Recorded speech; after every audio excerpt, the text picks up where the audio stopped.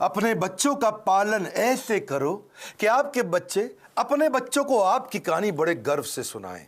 नमस्कार, मैं Vivek Bindra, founder and CEO बड़ा बिजनेस.com। आज बात करेंगे बच्चों को काबिल बनाने का सबसे बड़ा रहस्य।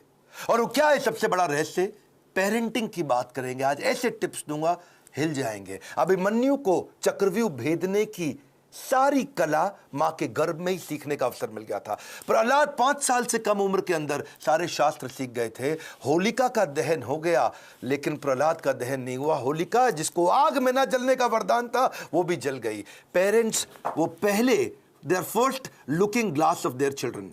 सो to be in your child's memory, बच्चों की मेमोरी में रहने के लिए आपको उनके जीवन में रहना पड़ेगा। सबसे पहले कितने भी झगड़े हो माता पिता के आपस में निपटा देने चाहिए। पेरेंटिंग है, मदरिंग फादरिंग नहीं है। मदर अकेले फादर अकेले नहीं, पेरेंटिंग दोनों चाहिए है। नुकसान बड़ा हो जाता है, वरना 1 साल तक बोलना और चलना सिखाते हो छोटे बच्चे को।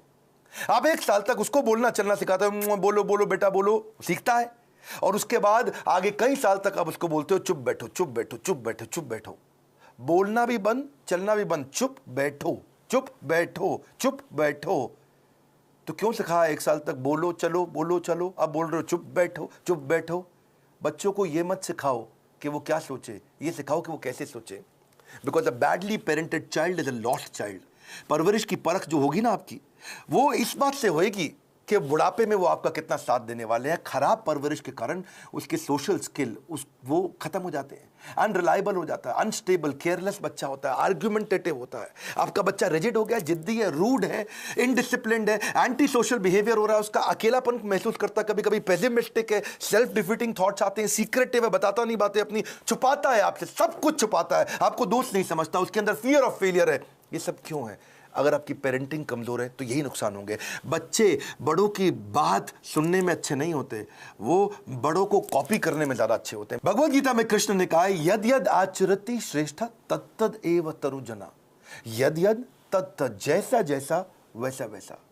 मेरी बात समझिएगा, जैसा जैसा फादर कहेगा वैसा वैसा बच्चा नहीं करेगा, पर जैसा जैसा फादर करेगा वैसा वैसा बच्चा अपने आप करेगा। क्या मतलब हुआ? अगर आप बोलोगे तो नहीं मानेगा, आप करोगे तो अपने आप करेगा। इसका मतलब बच्चे कॉपी करना जानते, सुनना नहीं जानते। आप उन्हें इंस्ट्रक्शन मत दो, इंस्पिरेशन क्रिएट करो, वो अपने आप करेंगे। जैसा जैसा लीडर कहेगा वैसा वैसा फॉलोअर नहीं करेगा, लेकिन जैसा जैसा लीडर करेगा वैसा वैसा फॉलोअर अपने आप करेगा। और यही माता पिता और बच्चों के साथ भी होता है। एक बात समझिए कि greatest mark of parent is how they treat their child when no one is looking. जब कोई नहीं देख रहा हो, आप अपने बच्चों को कैसे डील करते हैं। 3 F याद रखिएगा। फर्म रहिए बच्चों के साथ, जो काम की बात है उस पर टिके रहिए, फेयर रहिए, जबरदस्ती सजा मत दीजिए, और फ्रेंडली भी रहिए, ताकि कभी सजा देनी भी पड़ जाए तो मित्रवत व्यवहार बना रहे आपका उसके साथ में। टेक्निकली ना 4 प्रकार के माता पिता होते हैं, मेरी बात को समझना। एक होते हैं अथॉरिटेरियन, जैसा बोला वैसा कर, जितना बोला उतना कर, ये अथॉरिटी है। एक होता है डेमोक्रेटिक, मिल बांट करके बात करते हैं, बच्चों की सुनते हैं। पहले के ज़माने में अथॉरिटेरियन चलता था, आजकल डेमोक्रेटिक ज़्यादा ठीक रहता है। डेमोक्रेटिक मतलब बच्चों को इन्वॉल्व करें, उनको इन्फॉर्म ना करें, बच्चों के साथ मिलकर चर्चा करें, उनके साथ समय बिताएं, उनकी भी सुने, अपनी भी सुनाएं। और एक और होते हैं परमिसिव, तेरा जो मन करता है कर ले, उसको जो चाहिए उसको दिला दिया, उसको जैसा गिफ्ट चाहिए उसको वैसा दे दिया, जो गाड़ी बाइक मांगता तुरंत दे दिया, जो मोबाइल चाहिए तुरंत दे दिया। परमिसिव, कोई मतलब ही नहीं है। लेकिन इससे भी ज़्यादा खराब है निग्लेक्टफुल, अनइन्वॉल्व। वो क्या है? बच्चा क्या कर रहा है, किससे दोस्ती कर रहा है, किसके साथ उठता बैठता है, कोई जानकारी नहीं है, कंप्लीटली नेग्लेक्ट कर रहे हैं। आप कौन है? अथॉरिटेरियन है, जितना बोला उतना कर। डेमोक्रेटिक है, मिल बांट के रिश्ता बनाते हैं। परमिसिव है, जो करना है कर। नेग्लेक्टफुल, पता ही नहीं है कि क्या कर रहा है वो। तो 4 में से सबसे अच्छा है डेमोक्रेटिक पेरेंट होना। बिकॉज आप नहीं तो बच्चा बर्बाद हो जाता है, वो झूठ बोलना शुरू कर देता है। और अगर वो ज्यादा झूठ बोल रहा है, इसका मतलब आपने बहुत रिएक्ट किया था उसकी पुरानी गलतियों के ऊपर, और फिर वो सीक्रेटिव हो जाता है और अपनी बातें नहीं बताता। मैदान में हारा हुआ इंसान तो जीत सकता है, लेकिन मन से हारा हुआ इंसान कभी नहीं जीत सकता। तो मन से ना हारे बच्चा। अब सुनिए पेरेंटिंग के असली टिप्स। पहला टिप, इनकरेज करिए अपने बच्चे को, वो बचपन से इनोवेटिव थॉट प्रोसेस बिल्ड करें। उसको ऐसे प्रश्न पूछिए कि वो इनोवेशन बिल्ड कर सके। दूसरा, उसके साथ बैठ के किताबें पढ़िए और अच्छे वीडियोस देखिए। ये नहीं उसको बता दिया, उसके साथ बैठिए, खुद भी पढ़िए, चर्चा करिए उसके साथ में। तीसरा, कुछ क्वेश्चनिंग का आपस में फॉर्मेट बिल्ड करिए, म्यूचुअल क्वेश्चनिंग, कुछ वो आपसे पूछे, कुछ आप उससे पूछो, और खास तौर से आप उससे पूछो, वो आंसर करे, ज़्यादा बोलेगा, रिलेशनशिप बनेगा। प्ले विद योर चाइल्ड, उसके साथ खेलिए, फ्रेंडशिप इज द की। उसकी दोस्ती हो गई तो आपसे कभी मन नहीं चुराएगा। अगला मेरा पॉइंट है बजटिंग। बच्चे को बजटिंग सिखाओ, उससे उसके इमोशनल रिक्वायरमेंट कम होगी, इंटेलेक्चुअल कैपेबिलिटी बढ़ेगी। बजटिंग का मतलब क्या हुआ, आप उसको बता सकते हो कि भाई तुम्हें 500 रुपया हफ्ता दूंगा, उदाहरण है, आप अपनी कैपेसिटी के हिसाब से डिसाइड कर लो। 500 रुपया हफ्ता मतलब 2000 रुपया महीना मिलेगा तुमको। अब तुम्हें कोई गेम खरीदनी है, कोई खिलौना खरीदना है, बहुत इच्छा कर रही है, लेकिन तुम्हारे बजट में नहीं आता, तो तुम एक महीना रुको, अगले महीने जब तुम्हारे पास 2000 की जगह 4000 हो जाएंगे तब खरीद लेना। अगर वो 6000 का है तो 3 महीना रुको, 3 महीने बाद खरीद लेना, पैसा इकट्ठा करो। इससे वो अपनी इमोशनल डिजायर्स को रेगुलेट करना सीख पाएगा। उसको बचपन से आपने थोड़ा थोड़ा फाइनेंस सिखा दिया, वो बचपन में ही कैलकुलेटर लेकर के समझने लग जाएगा, हिसाब लगाने लग जाएगा। उसको लर्निंग, स्पीकिंग, रीडिंग, राइटिंग, इसको बोलते हैं LSRW, इसकी प्रैक्टिस कराओ। अब कभी भी अगर कोई कहानी भी सुनानी हो बच्चों को, तो कहानी किसकी सुनाओ, कुछ हेल्दी फूड के बारे में, खाने की ईटिंग हैबिट्स के बारे में, या कुछ सक्सेस के बारे में कहानी सुनाइए। क्वेश्चन आंसर की टेक्निक बहुत काम आती है। उसको सिनेरियोज देकर के क्वेश्चंस करो कि अगर ऐसा हो तो क्या करना चाहिए, ऐसी परिस्थिति में क्या करना चाहिए, तो वो सोचेगा। जब वो अच्छा सोचेगा, उत्तर देगा आपको, तो अपने आप सफल होगा। उसको पैशन ओरिएंटेड कंटेंट दिखाओ। उसका वीडियो गेम खेलने का मन करता है, उसके अंदर देखो स्किल क्या है, उस स्किल के हिसाब के वीडियोज उसके साथ बैठ के देखो, उस स्किल के हिसाब के उसको स्किल की ट्रेनिंग भी दिलाओ। उसको अगर वो बाहर खेलने नहीं जा रहा है, अंदर केवल कंप्यूटर गेम पे लगा है, या केवल बाहर खेलने जा रहा है और कंप्यूटर पे बिल्कुल नहीं बैठता, इक्वल वेटेज दो। कंप्यूटर गेम्स से भी बच्चे का माइंड शार्प होता है, और बाहर भी खेलने जाए। यानी कि फिजिकल और इंटेलेक्चुअल दोनों कैपेबिलिटीज उसकी बिल्ड करनी जरूरी है। आप उसको अलग अलग सिनेरियो के जब क्वेश्चंस करते हो ना, तो उसमें रिस्क और फेलियर को भी थोड़ा थोड़ा आने दो उसकी लाइफ में। थोड़ा स्मॉल रिस्क, स्मॉल फेलियर आने दो, तभी बाउंस बैक करना सीखेगा। उससे वो प्रॉब्लम सॉल्व करनी सीखेगा, और problem solving is a game changer. मेरा एक इंपॉर्टेंट सजेशन है, अपने बच्चे के साथ में मोटिवेशनल कंटेंट बैठ करके कंज्यूम करें, यानी इससे उसका कैन डू एटीट्यूड बढ़ेगा। मैं भी कर सकता हूं। मोटिवेशनल कंटेंट के लिए जो भी अच्छे वीडियोस हैं, केवल मैं मेरे वीडियोस नहीं बोलता हूं, कई प्रकार की इंस्पिरेशनल स्टोरी बेस्ड वीडियोस आते हैं, कई एनिमेटेड वीडियोस होते हैं। उसके साथ बैठो, देखो, उससे पूछो आपने क्या सीखा, फिर आप बताओ आपने खुद क्या सीखा, फिर वो बताए उसने क्या सीखा। तो इससे उसके अंदर कैन डू एटीट्यूड बिल्ड होगा, और हो सके तो थोड़ा ऑर्गेनाइज करने में उसकी मदद करो। उसके साथ बैठ करके देखो, अपने आप बच्चा ऑर्गेनाइज कभी नहीं हुआ। बेड लगाना तो आप मत लगाएं, अगर आप माँ हैं, बच्चे को साथ में लगाएं कि हम दोनों मिलकर आज बेड लगाएंगे, हम दोनों मिलकर आज अलमारी सेट करेंगे, हम दोनों मिलकर आज वॉशरूम साफ करेंगे, हम दोनों मिलकर के आज अपनी स्टेशनरी को ऑर्गेनाइज करेंगे, हम दोनों मिलकर के आज किताबों के कवर चढ़ाएंगे। और उसके बाद धीरे धीरे आप उसको बोले अब तुम करके दिखाओ, पहले आप करो और वो करे साथ में, फिर उसके बाद उसको बोलो अब तुम अकेले करके दिखाओ मुझको। उसकी थॉट प्रोसेस अगर बिल्ड होना शुरू हो जाए तो उसको प्रेज करो, तारीफ करो। उसको कभी कोई स्टोरी सुनानी हो तो ग्रोथ माइंडसेट की स्टोरी सुनाओ। आपको उसकी तारीफ करनी, actions that are appreciated they get repeated. तो जिस एक्शन पे आप उसको अप्रिशिएट करेंगे, उस एक्शन को बार बार लेगा। जिस व्यवहार पे दोगे पुरस्कार, उसी को तो वो दोहराएगा बार बार। और आप क्या करें, जब भी चर्चा करनी हो, गोल ओरिएंटेड चर्चा करो, फ्री फ्लो चर्चा नहीं होनी चाहिए। और क्या मजे हो रहे हैं, बस आप लगे ही हुए, उसके बाद कुछ भी बात किए जा रहे हैं। सोचिए मैं इसको कैसा बनाना चाहता हूं, उस सब्जेक्ट की कहानियों पे चर्चा करो, गोल ओरिएंटेड। हाँ, बच्चे को माइक्रो मैनेज मत करिएगा कभी भी। छोटी मोटी गलतियां करता है, करने दो, हर समय नहीं टोकना। आप पॉजिटिव साइड बिल्ड करिए, नेगेटिव साइड अपने आप चली जाएगी। नेगेटिव साइड को मना करोगे कभी नहीं जाएगी। तो इसलिए पॉजिटिव सोल्यूशन ओरिएंटेड क्वेश्चन पूछो। अगर वो कोई गलती कर भी देता है, बताओ मत तूने ये गलत किया, उससे पूछो इसको और अच्छे से कैसे कर सकते थे बेटा, इससे अच्छा तरीका क्या है। ये क्या है, पॉजिटिव सोल्यूशन ओरिएंटेड क्वेश्चन। बेटा आपको क्या लगता है सबसे इंटेलिजेंट बच्चे इसको कैसे हैंडल करते, बेटा आपको क्या लगता है सबसे अच्छा तरीका इसको करने का क्या हो सकता है। तो वो बेचारा कंपल्शन में आपको सही आंसर देगा। जब वो बार बार सही आंसर देगा, बार बार सही आंसर देगा, तो उसके संस्कारों में बैठना शुरू हो जाएगा, और धीरे धीरे वो वैसे ही प्रैक्टिस में भी आ जाएगा उसके। इसके बाद इसी का तरीका, इसी को बोलते हैं इन्वॉल्विंग पेरेंट बनना, इन्फॉर्मिंग पेरेंट नहीं बनना है आपको। और तभी आप उसके सोशल स्किल और इमोशनल लर्निंग्स बिल्ड कर सकोगे। जो मैंने बजटिंग बताया था, मुझको याद आया, इससे उसकी इमोशनल ग्रेटिफिकेशन को आप डिले भी कर सकते हो। इमोशनल ग्रेटिफिकेशन डिले होगी तो बच्चा कहां से कहां पहुंच जाएगा।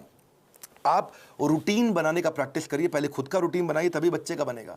ये नहीं कि आप आजकल वर्क फ्रॉम होम में बिस्तरे पे पड़े हुए हैं तो बच्चा भी ऐसे ही लेटा रहेगा, बैठेगा, अपनी क्लास नहीं अटेंड करेगा वो।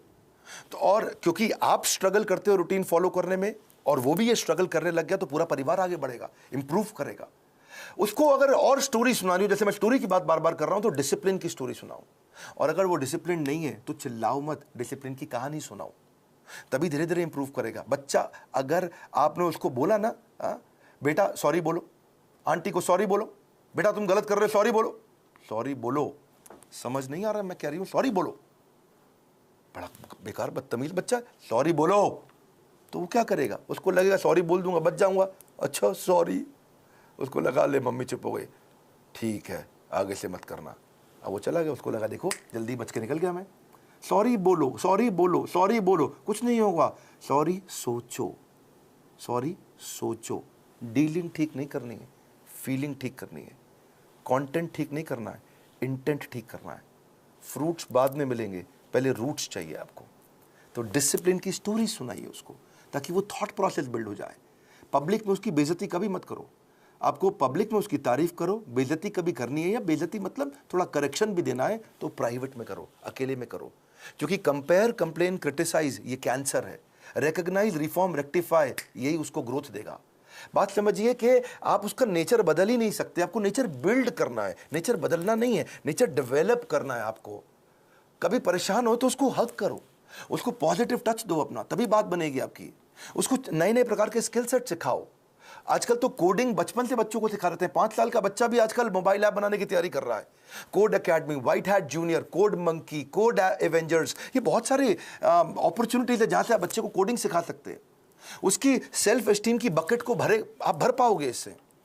एक्चुअली सेल्फ एस्टीम से याद आया, एक होता है इमोशनल कप। हर बच्चे का एक इमोशनल कप होता है, इसको ऐसे समझो। जिस बच्चे का इमोशनल कप खाली हो जाता है वो बच्चा बहुत गलत डायरेक्शन में जाता है। जिसका इमोशनल कप भरा होता है वो हाई सेल्फ एस्टीम के साथ ठीक आगे चलता है। इसके लिए आपको love, affection, sense of security और अटेंशन देना पड़ेगा, उसका इमोशनल कप भरा रहे। अगर आपने उसके साथ खेले, फ्रेंडशिप किया, क्वालिटी टाइम दिया और प्रेम किया, उसको प्रेज किया, अप्रिशिएट किया, उसका कप भरा रहेगा। लेकिन अगर आप उसको पब्लिक में बेइज्जती किया, क्रिटिसाइज किया, एब्यूज किया, निगलेक्ट किया, उसका ह्यूमिलिएशन किया, उसको पनिशमेंट दिया बिना किसी रीजन के, वो अकेलापन महसूस करता है, फेलियर महसूस करता है, रिजेक्टेड महसूस करता है, उसका इमोशनल कप खाली हो जाएगा बिल्कुल। और फिर वो इमोशनल कप भरने के लिए कहीं बाहर जाएगा, किसी और के पास जाएगा, गलत दोस्तों के पास जाएगा, गलत जगह पे जाएगा, गलत वेबसाइट्स खोलेगा।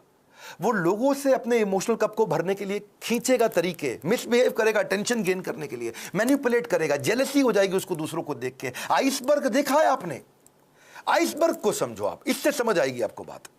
आइसबर्ग होता है वो बर्फ की चट्टान जो समुद्र के अंदर होती है, लेकिन 10% दिखती है, 90% पानी के नीचे होती है।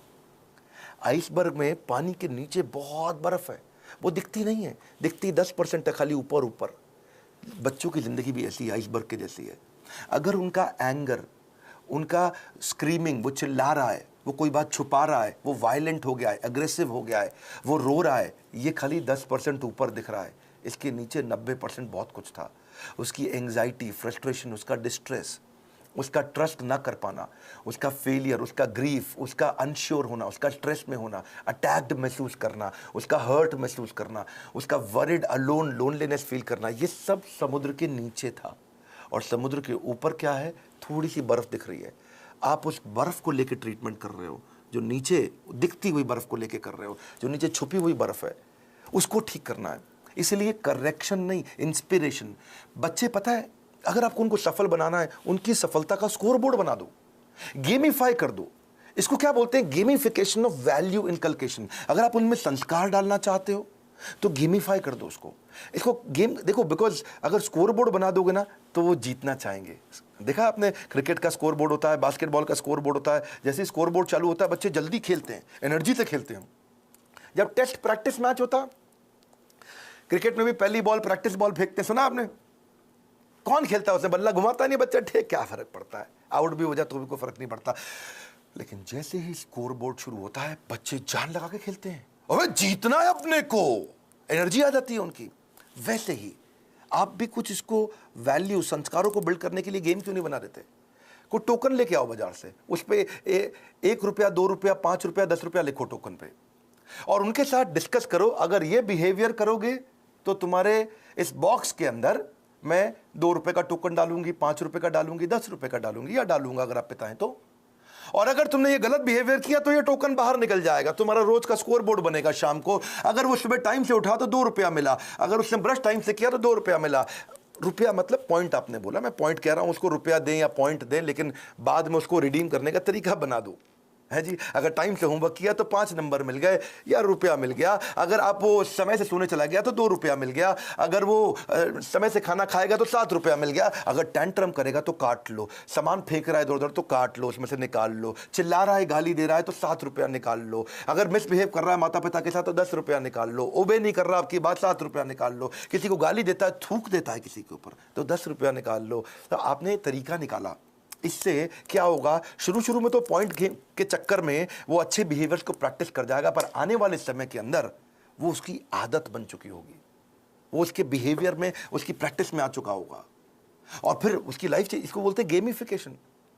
बच्चे को अकेला मत छोड़ो, इतना बच्चों के आंसू ना कड़वे होते हैं, उन्हें मीठा करना है आपको, उसकी जिज्ञासा गहरी होती है, उसको शांत करना है, उसका दुख बहुत तीव्र होता है, इससे उससे ले लो, उसका हृदय कोमल है, उसे कठोर मत बनाओ। Your children will become what you are, so be what you want them to be. बड़ी सिंपल सी बात है भैया, अगर आप दोनों का आपस में झगड़ा भी है पति पत्नी का, बच्चों के लिए सुलझा लो, आओ साथ में बैठो, बात करो, प्यार करो दूसरे को, ताकि बच्चे का जीवन सुरक्षित हो सके। ये फादरिंग नहीं है, मदरिंग नहीं है, ये पेरेंटिंग है। गलती किसी की भी हो, आप दोनों में से ईगो को साइड में रखो, बच्चे को और सिखाओ, आगे बढ़ाओ। हमने भी बच्चों के लिए बहुत प्रोग्राम्स बिल्ड किए हैं। मैंने बच्चों का एक प्रोग्राम एंटरप्रेन्योरशिप का लेकर के आए, जिसको हम बोलते हैं एवरीथिंग अबाउट एंटरप्रेन्योरशिप, और वो स्टूडेंट्स के लिए अर्ली एज से बच्चे सीखते हैं कि वो कैसे छोटा छोटा बिजनेस शुरू कर सकें, कैसे पहले 100 कस्टमर को अट्रैक्ट करें, कैसे वो अपनी सेल्फ कोचिंग डायरी बनाए, कैसे वो कंपटीशन को समझें, कैसे वो प्रोडक्टिव हो सके, कैसे वो अपनी कम कॉस्ट के अंदर बिजनेस शुरू करें, बिजनेस को प्लान कैसे करें, फाइनेंशियल डिसिप्लिन क्या होता है, कॉस्ट को कैसे ऑप्टिमाइज करते हो, low cost marketing, low cost branding क्या है, $0 मार्केटिंग क्या है, 60 सेकंड में सेल्स की पिच कैसे दे दी जाए, सेविंग्स को वेल्थ कैसे बनाए, कंपनी को शुरू कैसे करते हैं, कंपनी फॉर्मेशन का तरीका क्या है, 2-4 लोगों को अगर हायर भी करेगा शुरू में तो एफिशिएंसी कैसे बिल्ड करेगा, हाई परफॉर्मेंस कल्चर कैसे लेके आएगा, स्कोरबोर्ड अपने कैसे बनाएगा, एम्प्लॉइज़ को एंटरप्रेन्योर कैसे बनाएगा, कंज्यूमर इनसाइट क्या होती है, कस्टमर को कैसे समझेगा, प्रोडक्ट बनाने का तरीका क्या है, कम खर्चे में बिजनेस शुरू करने के सारे आइडियाज, चाहे वो चैटबॉट बनाएं, फ्री के चैटबॉट मिलते हैं। तो ऐसी बहुत सारी चीज़ें हमने एवरीथिंग अबाउट एंटरप्रेन्योरशिप में सिखाई हैं। अगर आप चाहते हैं आपका बच्चा भी एंटरप्रेन्योरियल माइंडसेट को बिल्ड कर सके बचपन से ही, तो उनको इन कोर्सेज में ज्वाइन कराइए। इस समय बच्चों के लिए हमने 50% डिस्काउंट रखा हुआ है, और अगर ये पेरेंटिंग के टिप्स आपको काम आ रहे हैं, मैं रिक्वेस्ट करता हूं सोचो ये किस किस को काम आ सकते हैं। ईमानदारी के साथ थोड़ा 2 मिनट और लगा लीजिए। आपने इतना समय लगा लिया है तो आप सीरियस है कंटेंट को लेकर के, क्योंकि आपने इतना समय लगाया। अब सोचो कि किसको फायदा होगा, किसके बच्चे बिगड़ रहे हैं, किसके बच्चे खराब हो रहे हैं, कौन बच्चे से परेशान रहते हैं माता पिता, उनको ये वीडियो अलग अलग व्हाट्सएप ग्रुप में शेयर करो, अपना मैसेज भी लिखो, अपने नोट के साथ शेयर करो। तो मिलते हैं कल सुबह 8 बजे दोबारा अपने पॉडकास्ट के अगले एपिसोड में, एक्सक्लूसिवली मेरे फेसबुक, इंस्टाग्राम पेज या ट्विटर हैंडल पे। और हां, शेयर जरूर करिएगा इस मैसेज को। Sharing is caring. शेयर करने से सामने वाले का लाभ होता है, और ऐसा मैसेज शेयर करने से आपकी भी तो इज्जत बढ़ती है। हमारे साथ जुड़े रहने के लिए प्रेम पूर्वक धन्यवाद।